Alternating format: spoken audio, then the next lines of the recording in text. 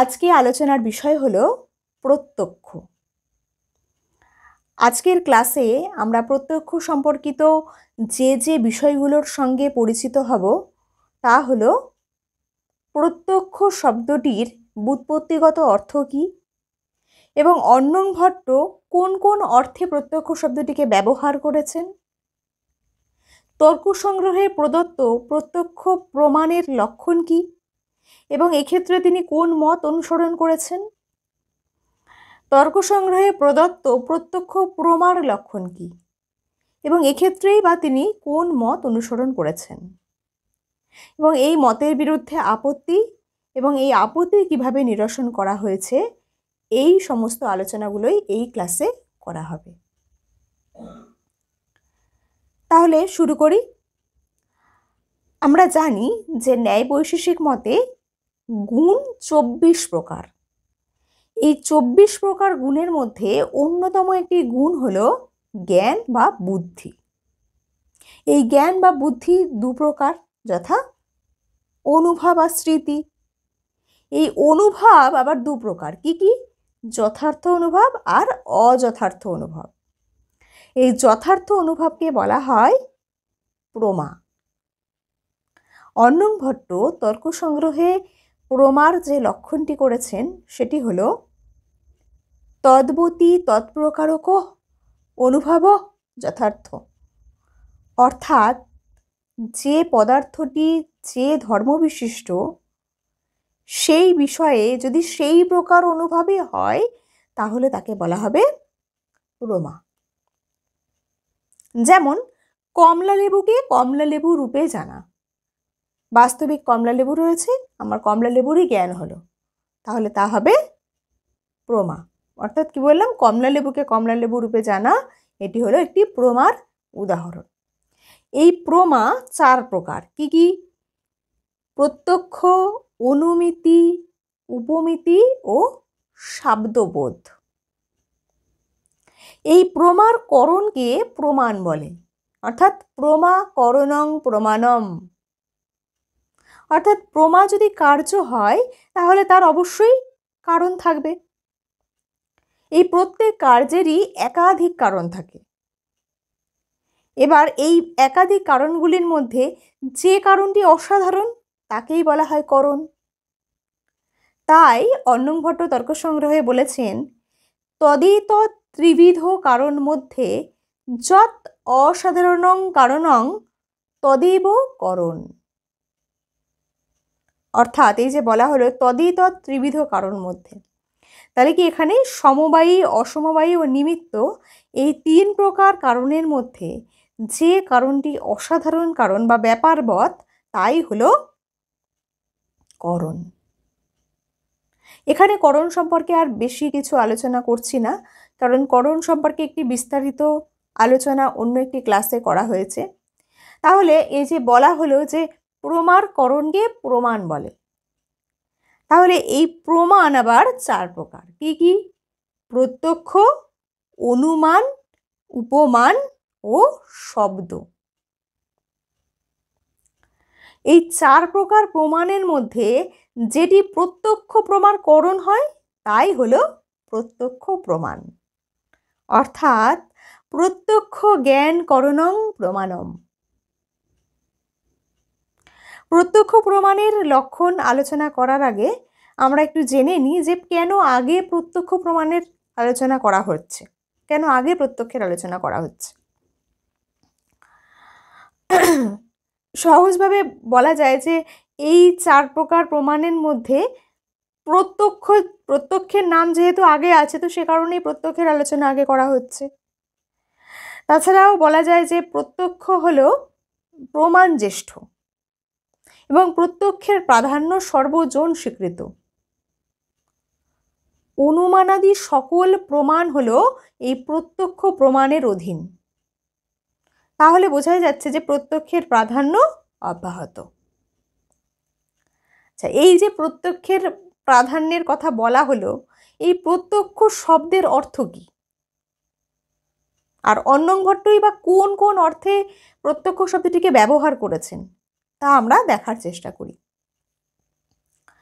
প্রত্যক্ষ শব্দটির আভিধানিক অর্থ হলো ইন্দ্রিয় দ্বারা উপলব্ধি বা দর্শন, বা অন্যভাবে বলা যায় সরাসরি। প্রত্যক্ষ মানে সরাসরি, বা যা পরোক্ষ শব্দের যে বিপরীতার্থ। তবে সাধারণভাবে প্রত্যক্ষ শব্দের অর্থ ছাড়াও দার্শনিকভাবেও এই শব্দটির ব্যুৎপত্তি ও গুরুত্ব অপরিসীম। তাহলে দার্শনিক দৃষ্টিভঙ্গিতে বলতে হয় প্রত্যক্ষং জ্ঞানং, প্রত্যক্ষং প্রমাণম, প্রত্যক্ষ ঘট। অর্থাৎ এই লক্ষণটিতে আমরা প্রত্যক্ষ শব্দটির তিনটি অর্থে ব্যবহার লক্ষ্য করি। আচ্ছা, সেগুলি কি কি? এক হচ্ছে কি বলা হলো প্রথমে, যে প্রত্যক্ষং জ্ঞানং, অর্থাৎ জ্ঞান বা প্রমা অর্থে, অর্থাৎ বিষয়ং প্রতি গতম ইন্দ্রিয়ং যস্মৈ প্রয়োজনায় তৎ প্রত্যক্ষম। অর্থাৎ ইন্দ্রিয় যখন জ্ঞানের প্রয়োজনে বিষয়ের প্রতি গমন করে তখন তাকে বলা হয় প্রত্যক্ষ।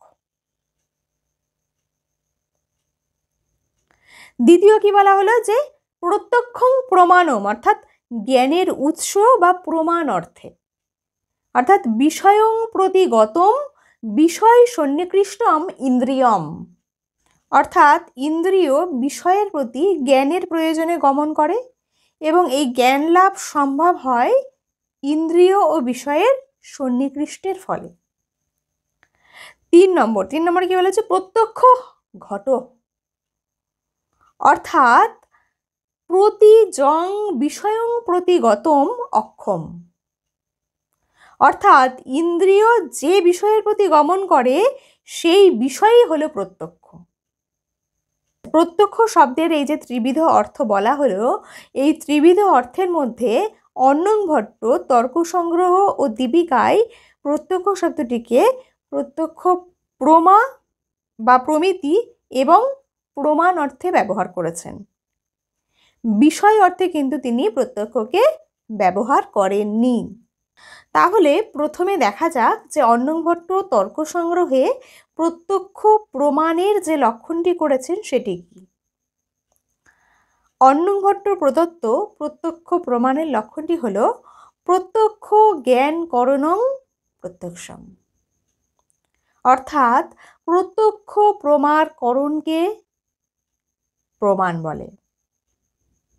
আমরা আগেই আলোচনা করেছি যে প্রমার করণকে প্রমাণ বলে, তাহলে প্রত্যক্ষ প্রমার করণ প্রত্যক্ষ প্রমাণ হবে।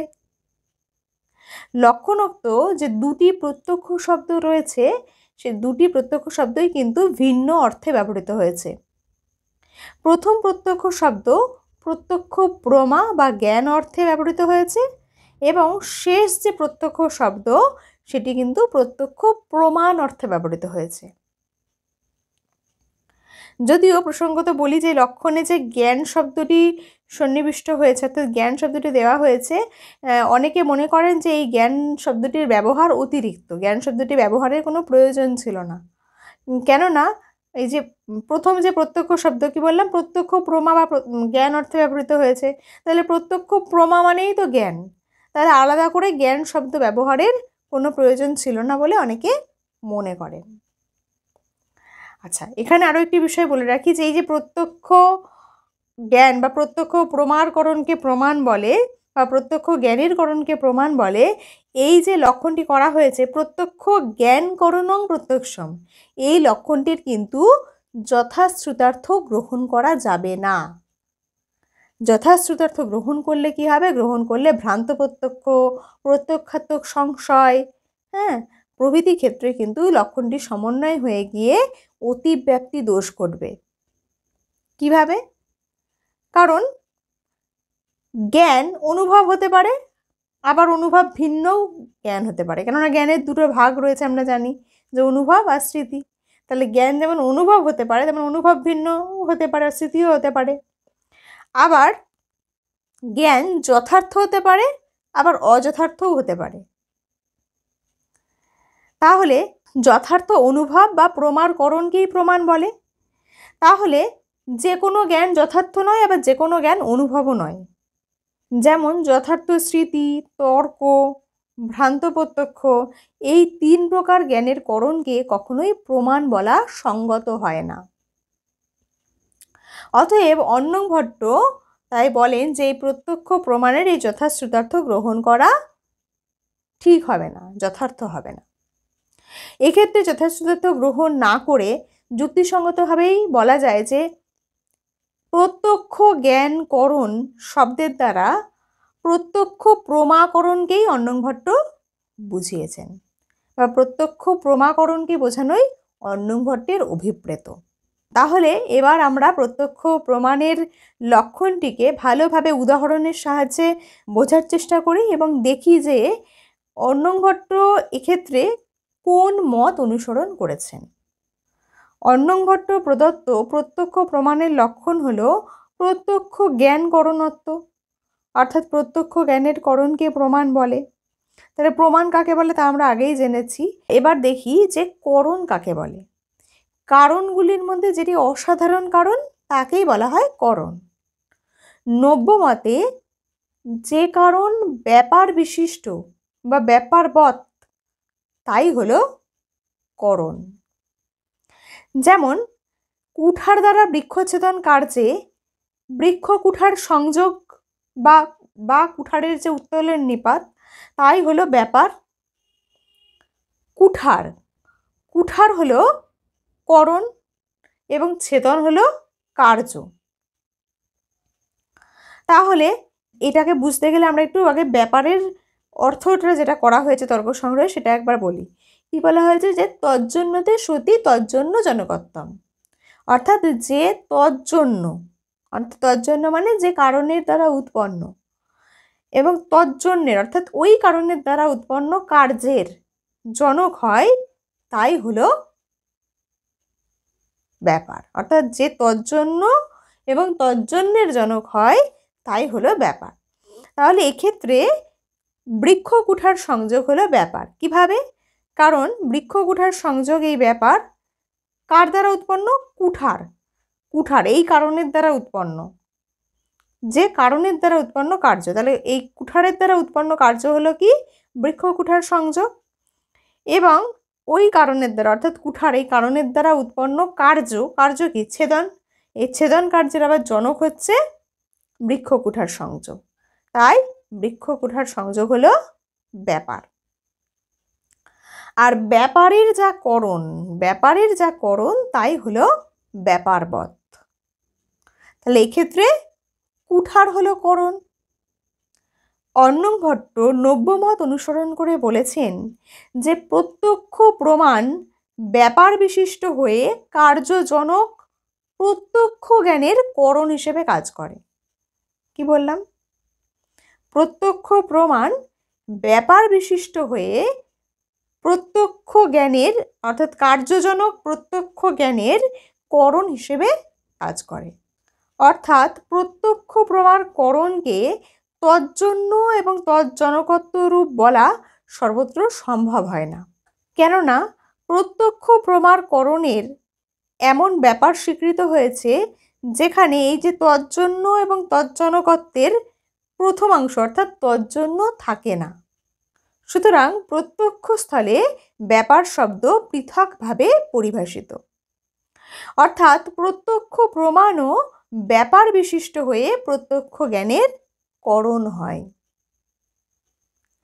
তাহলে প্রত্যক্ষ প্রমাণের যে লক্ষণ বলা হয়েছে সেখানে বোঝাই যাচ্ছে যে এই যে চক্ষু, কর্ণ, নাসিকা, জিহ্বা, ত্বক এই 5টি জ্ঞানেন্দ্রিয় এবং মন নামক অন্তরেন্দ্রিয়ই প্রত্যক্ষ প্রমাণ।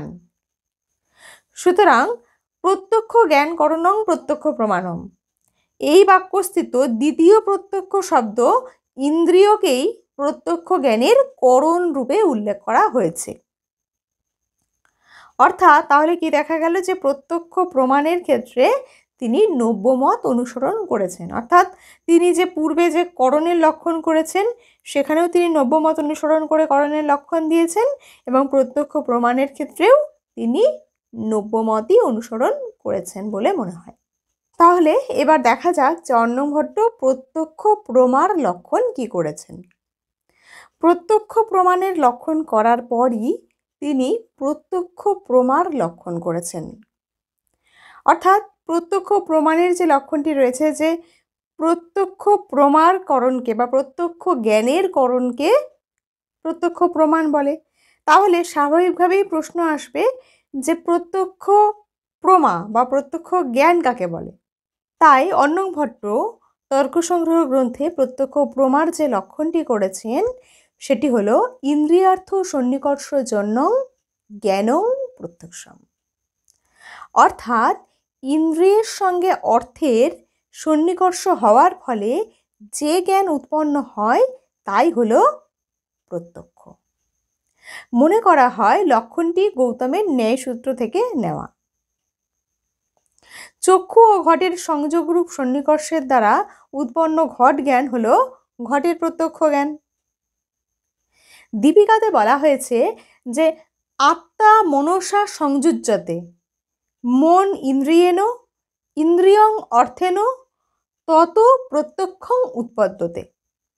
অর্থাৎ আত্মা মনের সঙ্গে, মন ইন্দ্রিয়ের সঙ্গে এবং ইন্দ্রিয়ের সঙ্গে অর্থের সন্নিকর্ষ হলে তখনই প্রত্যক্ষ জ্ঞান উৎপন্ন হয়। কি বললাম?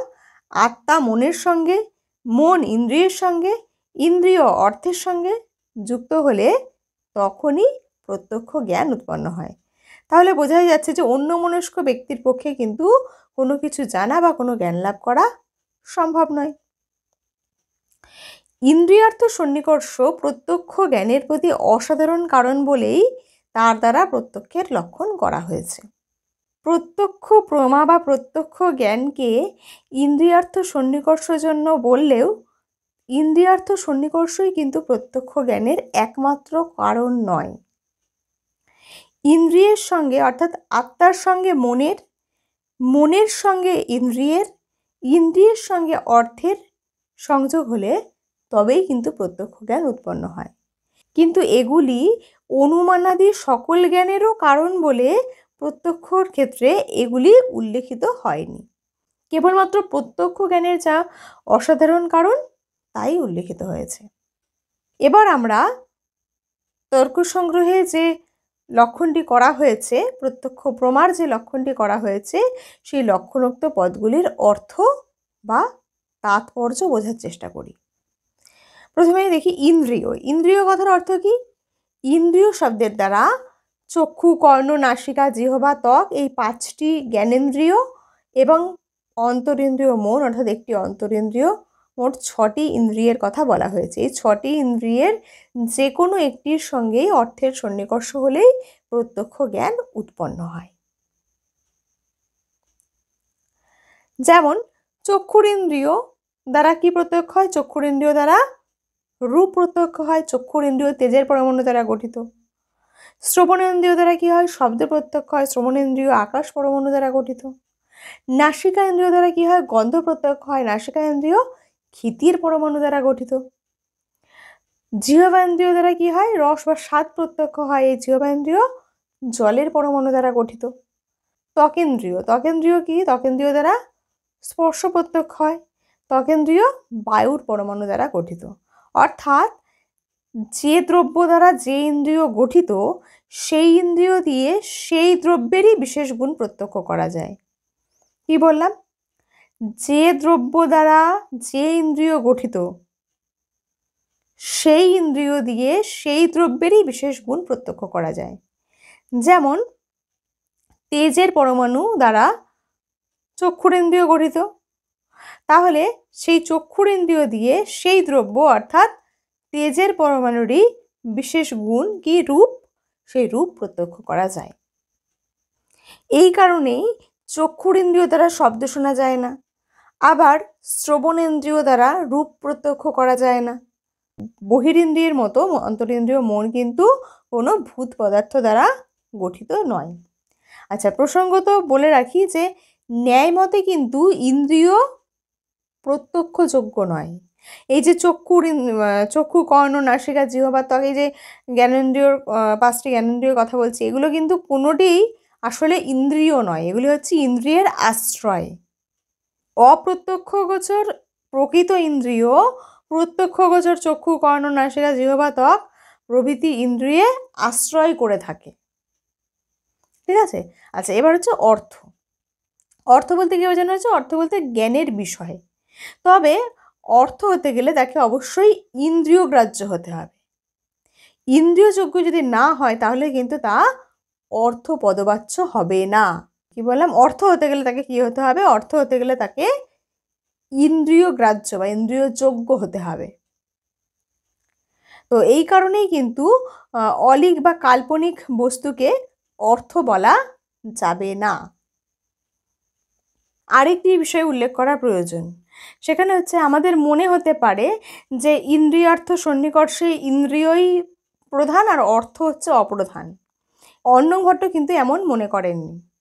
হ্যাঁ, তাই তিনি ইন্দ্রিয়স্য অর্থেন সহ সন্নিকর্ষাৎ এমন না বলে তিনি তয়ঃ সন্নিকর্ষ অর্থাৎ ইন্দ্রিয় ও অর্থ সমপর্যায়ভুক্ত, একটি প্রধান একটি অপ্রধান এমন কিন্তু অর্ণব ভট্ট বলেননি।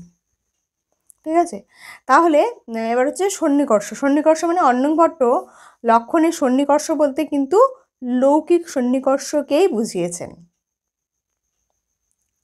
অর্থাৎ যখন তিনি বলেছেন যে সন্নিকর্ষ সংযোগাদি, এই আদি শব্দের দ্বারা অলৌকিক সন্নিকর্ষকে যুক্ত করার পর তিনি রুদ্ধই করে দিয়েছেন। অর্থাৎ তিনি বলেছেন এবং সন্নিকর্ষ ষটক জন্যম জ্ঞানং প্রত্যক্ষম তৎকরণং ইন্দ্রিয়ং। জ্ঞানং লক্ষণে জ্ঞানং শব্দটির দ্বারা যথার্থ জ্ঞান অর্থাৎ কেবল যথার্থ জ্ঞানকেই কিন্তু অর্ণব ভট্ট বুঝিয়েছেন। লক্ষণে জ্ঞান শব্দটির দ্বারা অর্ণব ভট্ট যথার্থ জ্ঞানকেই বুঝিয়েছেন। প্রত্যক্ষ। আচ্ছা, লক্ষণে উক্ত প্রত্যক্ষ শব্দটির অর্থ কি? আমরা জানি যে অর্ণব ভট্ট প্রত্যক্ষ শব্দটিকে দুটি অর্থে গ্রহণ করেছেন, এক হচ্ছে প্রমা বা প্রমিতি এবং প্রমাণ অর্থে। কিন্তু উক্ত লক্ষণে প্রত্যক্ষ শব্দটির দ্বারা কিন্তু তিনি প্রমা বা প্রমিতিকেই বুঝিয়েছেন। ঠিক আছে, আমরা তাহলে প্রত্যক্ষ প্রমার লক্ষণে লক্ষণোক্ত পদগুলির অর্থ বা তাৎপর্য বুঝলাম, যার ফলে লক্ষণটি আমাদের কাছে স্পষ্ট হলো। তাহলে লক্ষণটির সুস্পষ্ট অর্থটি কি হলো একবার দেখি। যে কি বলা হয়েছে? ইন্দ্রিয়ের সঙ্গে অর্থের, ইন্দ্রিয় মানে কি? 5টি বহিরিন্দ্রিয় ও একটি অন্তরিন্দ্রিয়ের সঙ্গে, 5টি বহিরিন্দ্রিয় ও একটি অন্তরিন্দ্রিয়, মোট 6টি ইন্দ্রিয়ের সঙ্গে অর্থের অর্থাৎ ইন্দ্রিয় গ্রাহ্য বিষয়ের সন্নিকর্ষের ফলে মানে লৌকিক সন্নিকর্ষের ফলে যে জ্ঞান মানে যে যথার্থ জ্ঞান উৎপন্ন হয় তাই হলো প্রত্যক্ষ প্রমা। তাহলে লক্ষণটি আমাদের পরিষ্কার বোঝা গেল। এবার দেখা যাক অর্ণব ভট্ট প্রত্যক্ষ প্রমা বা প্রত্যক্ষ জ্ঞানের ক্ষেত্রে কোন মত অনুসরণ করেছেন। আমরা জানি অর্ণব ভট্ট পূর্বে যে করণের লক্ষণ করেছেন সেখানে তিনি নব্য মত অনুসরণ করেছেন, যা আগে দেখানো হলো। আবার তিনি প্রত্যক্ষ প্রমাণের লক্ষণের ক্ষেত্রেও নব্য মতই অনুসরণ করেছেন এবং নব্য মত অনুসরণ করেই তিনি প্রত্যক্ষ প্রমাণের এবং করণের লক্ষণ করেছেন। এতদনুসারে যদি তিনি প্রত্যক্ষ জ্ঞানের লক্ষণ করতেন তাহলে লক্ষণটি কি হতো? যে ইন্দ্রিয় জন্য জ্ঞানও প্রত্যক্ষম অর্থাৎ ইন্দ্রিয় দ্বারা যে জ্ঞান হয় তাই হলো প্রত্যক্ষ জ্ঞান। তো এইভাবে লক্ষণ করলে ইন্দ্রিয় হতো প্রত্যক্ষ জ্ঞানের করণ আর ইন্দ্রিয়ার্থ সন্নিকর্ষ হতো ব্যাপার, এবং ইন্দ্রিয় বিষয়ে সম্বন্ধরূপ ব্যাপারের দ্বারা যে জ্ঞান উৎপন্ন হয় তাই হলো প্রত্যক্ষ জ্ঞান। এইভাবে লক্ষণ করলে স্পষ্টই বোঝা যেত যে অর্ণব ভট্ট ওই নবীন মত অনুসরণ করেই অর্থাৎ করণ ও প্রত্যক্ষ প্রমাণের মতো নবীন মত অনুসরণ করেই প্রত্যক্ষ প্রমার লক্ষণও করেছেন।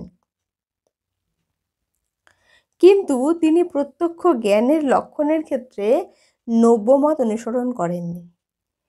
এই প্রত্যক্ষ প্রমার লক্ষণের ক্ষেত্রে তিনি প্রাচীন মতানুসারী হয়ে পড়েছেন। কারণ প্রাচীন মতানুসারে প্রত্যক্ষের যে লক্ষণ হয় তা হলো ইন্দ্রিয়ার্থ সন্নিকর্ষ জন্য জ্ঞানং প্রত্যক্ষম,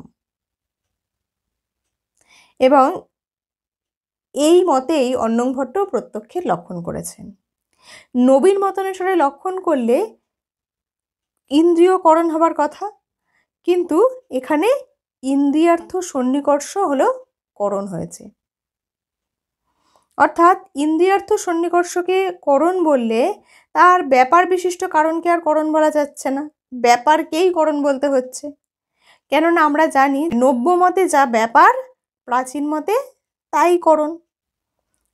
সুতরাং প্রত্যক্ষ জ্ঞানের প্রতি ইন্দ্রিয়ার্থ সন্নিকর্ষই মুখ্য করণ, এবং এইভাবেই তিনি প্রাচীন মত অনুসরণ করেছেন।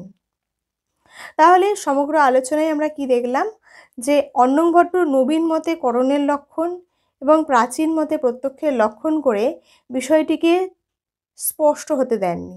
নবীন মতে করণের লক্ষণ করলে তদনুসারেই তিনি প্রত্যক্ষ জ্ঞানের লক্ষণ করতে হতো, কিন্তু তা তিনি করেননি। আবার প্রাচীন মতানুসারে তিনি প্রত্যক্ষ জ্ঞানের লক্ষণ করলেও প্রাচীন মতানুসারে তিনি কিন্তু করণের লক্ষণ বলেননি। অন্নংভট্ট প্রদত্ত প্রত্যক্ষের লক্ষণ প্রসঙ্গে সমালোচকগণ কয়েকটি প্রশ্ন উত্থাপন করেছেন, সে বিষয়ে সংক্ষেপে আলোচনা করি। প্রথমত, অন্নংভট্ট প্রদত্ত যে প্রত্যক্ষ প্রমার সংজ্ঞা, সেখানে বলা হয়েছে যে ইন্দ্রিয়ের সঙ্গে অর্থের সন্নিকর্ষের ফলে যে জ্ঞান উৎপন্ন হয় তাই হলো প্রত্যক্ষ। কিন্তু এই উক্ত লক্ষণটি ঈশ্বরের প্রত্যক্ষের ক্ষেত্রে যায় না বলে লক্ষণটি সঠিক নয় বলে আপত্তি তোলা হয়েছে। কিন্তু এর উত্তরে অন্নংভট্ট বলেন যে তার যে প্রদত্ত সংজ্ঞা তা কেবলমাত্র উৎপাদিত জ্ঞানের ক্ষেত্রে, এবং উৎপাদিত জ্ঞান কার হয়? একমাত্র মনুষ্যের জ্ঞানই উৎপাদিত জ্ঞান, অর্থাৎ যা সৃষ্টি ও ধ্বংস আচার অনিত্য। কিন্তু ঈশ্বরের জ্ঞান তো নিত্য, তো ঈশ্বরের জ্ঞানের ক্ষেত্রে কোনো শুরুও নেই, শেষও নেই। আগেই বলেছি যে সম্ভবত অন্নংভট্ট গৌতমের লক্ষণ অনুসরণ করেছেন, তাহলে গৌতমের লক্ষণের ক্ষেত্রেও এই প্রশ্ন ওঠা স্বাভাবিক। তাহলে দেখি যে মহর্ষি গৌতম প্রত্যক্ষের লক্ষণে কি বলেছেন। ইন্দ্রিয়ার্থ সন্নিকর্ষোৎপন্নং জ্ঞানম অব্যাপদেশম অব্যভিচারী ব্যবসায়োত্তকম প্রত্যক্ষম।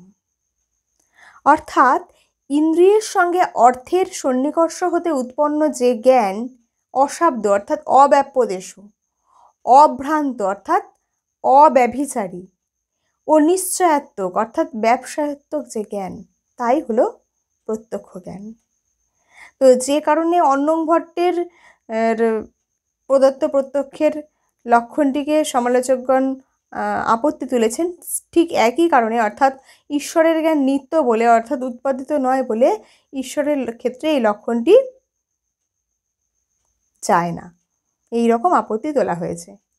তো এই প্রসঙ্গে ঈশ্বরের প্রত্যক্ষকেও জ্ঞানের অন্তর্ভুক্ত করে বিশ্বনাথ সিদ্ধান্ত মুক্তাবলীতে বলেছেন জ্ঞানাকরণকং জ্ঞানং প্রত্যক্ষম। অর্থাৎ যে জ্ঞানের অন্য কোনো করণ হয় না তাই হলো প্রত্যক্ষ। অর্থাৎ একমাত্র প্রত্যক্ষ প্রমার ক্ষেত্রেই প্রত্যক্ষ ব্যতীত অন্য কোনো করণ হয় না। কি বলা হলো? যে জ্ঞানের অন্য কোনো করণ হয় না তাই হলো প্রত্যক্ষ। একমাত্র প্রত্যক্ষ জ্ঞানের ক্ষেত্রেই প্রত্যক্ষ ব্যতীত অন্য কোনো করণ হয় না।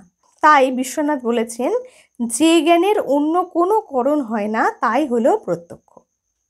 এক্ষেত্রেও একটি সমালোচনা ওঠে, যদি এই রকম লক্ষণ করা হয় যে যে জ্ঞানের ক্ষেত্রে অন্য কোনো করণ হয় না তাই হলো প্রত্যক্ষ, তাহলে এই লক্ষণটি সবিকল্পক প্রত্যক্ষের ক্ষেত্রে যায় না। অর্থাৎ সবিকল্পক প্রত্যক্ষের ক্ষেত্রে, সবিকল্পক জ্ঞানের ক্ষেত্রে লক্ষণটি যায় না বলে এক্ষেত্রে অব্যাপ্তি দোষ ঘটে যায়। অর্থাৎ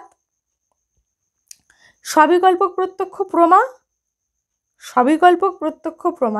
নির্বিকল্পক প্রত্যক্ষ প্রমার উপর নির্ভরশীল। অর্থাৎ ইন্দ্রিয় ও অর্থের সন্নিকর্ষের ফলে নির্বিকল্পক প্রমা উৎপন্ন হয় এবং নির্বিকল্পক প্রমার ফলে সবিকল্পক প্রমা উৎপন্ন হয়। তাহলে দেখা যাচ্ছে যে উক্ত লক্ষণ অর্থাৎ বিশ্বনাথ প্রদত্ত লক্ষণ অনুযায়ী সবিকল্পক জ্ঞানকে প্রত্যক্ষ প্রমা বলা যাচ্ছে না, কারণ সবিকল্পক জ্ঞানের করণ প্রত্যক্ষ নয়, সবিকল্পক জ্ঞানের করণ হচ্ছে নির্বিকল্প জ্ঞান, তাই লক্ষণটি যাচ্ছে না।